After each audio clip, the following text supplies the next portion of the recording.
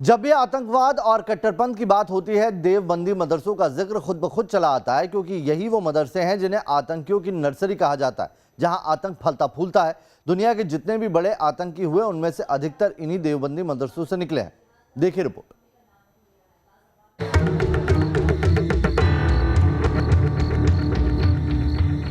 आतंक के वो अड्डे जहां पिलाई जाती है नफरत की घुट्टी, मजहबी तालीम के वो सेंटर जहां जिहाद के नाम पर इंसानों को बनाया जाता है जानवर। ये है आतंकी टेरर फैक्ट्री, जिन्हें नाम मदरसों का दिया गया है। जैश सरगना मसूद अजहर, तालिबान का संस्थापक मुल्ला उमर, हक्कानी नेटवर्क का सरगना जलालुद्दीन हक्कानी, ISIS का मुल्ला उमर। आतंक के ये वो बड़े पोस्टर बॉय हैं जो मदरसों से तालीम हासिल करके निकले हैं। पिछले कई सालों से ये मदरसे पाकिस्तान और अफगानिस्तान में आतंक की नर्सरी तैयार कर रहे हैं, और इन मदरसों का सीधा कनेक्शन है यूपी में सहारनपुर के पास छोटे से कस्बे देवबंद से।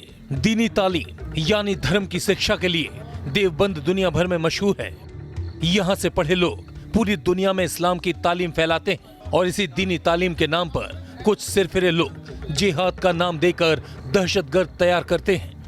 इस्लाम को खतरे में बताकर मजहबी कट्टरता का पाठ पढ़ाते हैं। पाकिस्तान में वो आतंकी फसल तैयार करने वाले ऐसे हजारों देवबंदी मदरसे हैं। दरअसल साल 1947 में भारत पाकिस्तान का बंटवारा हुआ, जिसके बाद दारुल उलूम देवबंद भारत में ही रहा, लेकिन यहाँ से पढ़े कई छात्र पाकिस्तान चले गए। दारुल उलूम देवबंद के पूर्व छात्रों ने नए बने पाकिस्तान में देवबंदी परंपरा के इस्लामी शिक्षा केंद्र खोलने शुरू किए। इसमें 2 शिक्षण केंद्र प्रमुख तौर पर सामने आए। पहला जामिया उलूम उल इस्लामिया और दूसरा दारुल उलूम हक्कानिया। जामिया उलूम उल इस्लामिया खुद को दारुल उलूम देवबंद की परंपरा का शिक्षण संस्थान करार देता है, मगर पाकिस्तान के इस देवबंदी मदरसे ने ऐसे कई छात्रों को पढ़ाया है जो अब दक्षिण एशिया में आतंकवाद के पोस्टर बॉय हैं। मुल्ला उमर, मसूद अजहर, दक्षिण एशिया में अलकायदा का इंचार्ज हसीम उमर, हरकत उल जिहाद अल इस्लाम का लीडर हरकतकारी सैफुल्लाह अख्तर, सिपाही साहबा का नेता आजम तारिक, ये सब जामिया उलूम उल इस्लामिया के छात्र रह चुके हैं, जिनके अंदर मजहबी कट्टरता इतनी कूट कूट के भरी है कि वो धर्म के नाम पर बेगुनाहों का खून बहाने के बहाने ढूंढते रहते हैं। Team news nation.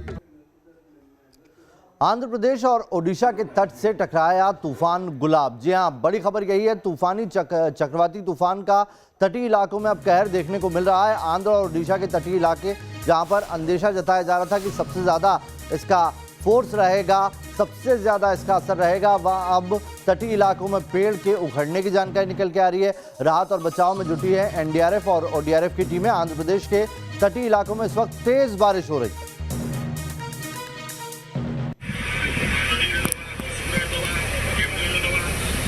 दक्षिण ओडिशा और आंध्र प्रदेश के 10 से ज्यादा जिलों में चक्रवाती तूफान गुलाब का कहर। तेज हवा के झोंके में झूमते पेड़, समंदर में उठ रही तेज लहरों का वेग और झमाझम हो रही बारिश। आंध्र प्रदेश के कलिंगपट्टनम के पास शाम 6 बजे के करीब चक्रवाती तूफान गुलाब का लैंडफॉल शुरू हुआ, और इसके बाद ही इसकी चाल श्रीकाकुलम से कोरापुट की ओर बढ़ती चली गई। The landfall process for cyclone Gulab has begun at around 6 p.m. As predicted by IMD, the landfall process has begun at a place little north of Kalingapatnam in Andhra Pradesh, around 25 km north of Kalingapatnam. ये चक्रवाती तूफान पूरे वेग से कलिंगपट्टनम के पास तट से टकराया, जिसकी वजह से पूरा इलाका जोरदार बारिश और तेज हवा की चपेट में आ गया। तूफानी हवा के जोर के कारण इस पूरे इलाके में नारियल समेत दूसरे पेड़ भी कमजोर पड़ते नजर आए।